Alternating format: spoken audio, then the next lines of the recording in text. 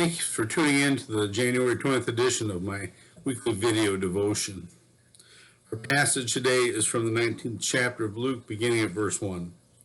Jesus entered Jericho and was passing through it. A man was there named Zacchaeus. He was a chief tax collector and was rich. He was trying to see who Jesus was, but on account of the crowd, he could not, because he was short in stature. So he ran ahead and climbed a sycamore tree to see him, because he was going to pass that way.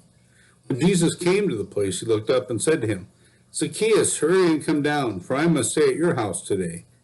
So he hurried down and was happy to welcome him. All who saw it began to grumble and said, "He's gone to be the guest of one who's a sinner." Zacchaeus stood there and said to the Lord, "Look, half of my possessions, Lord, I will give to the poor, and if I've defrauded anyone of anything, I will pay them back 4 times as much." Then Jesus said to him, "Today salvation has come to this house, because he too is the son of Abraham. For the Son of Man came to seek out and to save the lost." The word of the Lord. The story of Zacchaeus was one of my favorite Bible stories when I was a kid. I think part of it was because Zacchaeus climbed up the sycamore tree and I lived on Sycamore Street.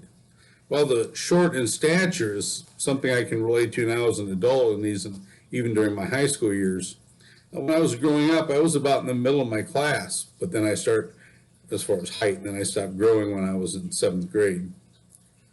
Tax collectors were disliked in Jesus' day. Let's face it, they're not all that popular now. But in Jesus' day, tax collectors were paid very little by the Romans. It was the expectation that they would charge people more than the prescribed tax and keep the difference for themselves. Human nature being what it is, most tax collectors added a healthy amount to their bills, and many became quite wealthy. When Jesus came to Jericho, there was a tax collector there who wanted to see him. But Zacchaeus' sight was impaired because of the crowd, so he climbed up a tree to see Jesus.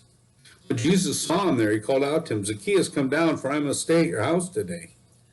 The crowd was displeased by this decision because Zacchaeus was a sinner. But Zacchaeus made a promise to Jesus.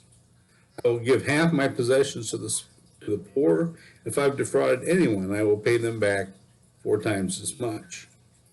Jesus said to him, "Today salvation has come to this house, for he too is the son of Abraham. For the Son of Man came to seek out and to save the lost." Zacchaeus was not a popular man in his community. Even though he made this generous promise in front of a holy person, I'm sure many in the crowd thought to themselves or mumbled, "I'll believe it when I see it."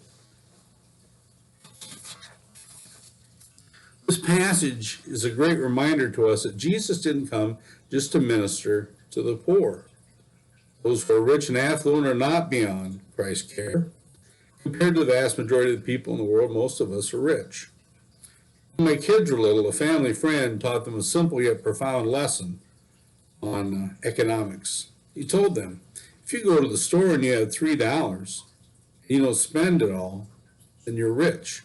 If you spend it all and you don't have any more money, then you are poor.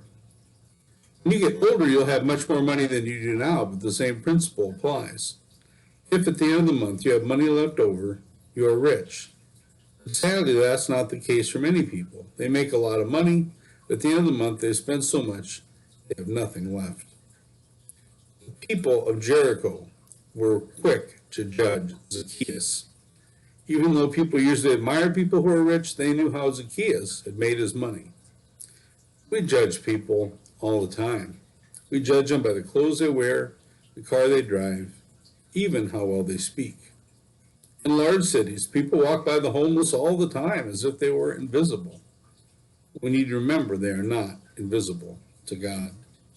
We make judgments all the time about many things. When I was a boy, I took guitar lessons. I had a pretty nice Gibson guitar, but when I played it, it just didn't sound very good. One day, a family friend who lived out of town came by, and he happened to see my guitar sitting on its stand.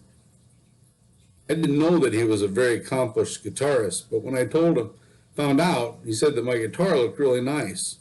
I said, "Yeah, it looks great, but it just doesn't play very well." "Really?" he said, "Let me try." He picked it up and tuned it a bit and started to play. And I couldn't believe how fantastic it sounded. Years later, I received this as a gift from a parishioner. It's got a poem on it that's written by a woman by the name of Mira Brooks Welch. Every time I read this poem, it reminds me of that guitar, but more importantly, how I shouldn't judge others. It's called The Touch of the Master's Hand. Many a man with a life out of tune and battered and scarred with sin is auctioned cheap to the thoughtless crowd, much like the old violin. But the master comes, and the foolish crowd never can quite understand the worth of a soul and the change that's wrought by the touch of the master's hand. Thanks for tuning in.